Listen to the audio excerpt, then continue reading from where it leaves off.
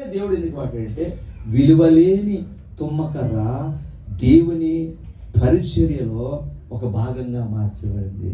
అదేవిధంగా ఎన్నిక లేని నిన్ను నన్ను బంగారము క్రీస్తు మనలను ఆవరించడం ద్వారా మనము ఇతరులకు దేవునికి ఆశీర్వాదకరంగా మార్చబడ్డాం. దేవుని స్తోత్రం హల్లెలూయా. కాబట్టి మనం ఏం చేయాలంటే ప్రభువుకు విలువలేని మనలను ప్రభు ప్రేమించాడన్న సంగతి ఎప్పటికీ మనము మర్చిపోకూడదు. అందుకే చక్కటి మాట అంటాడు, వినయము గలవారిని తగిన సమయములు హెచ్చించువాడని, నీవు వాడు పాత్రనై నేనుందుటకై నిలచియుందును అంతము వరకు.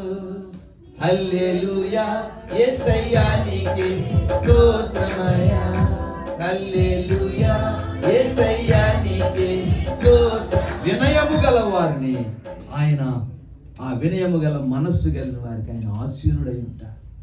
కాబట్టి నువ్వు ఎప్పుడైతే వినయ మనస్సుతో ప్రభు సన్నిధిలో కనబడతావో ఆయన నీ చుట్టూ ఆవరిస్తాడు.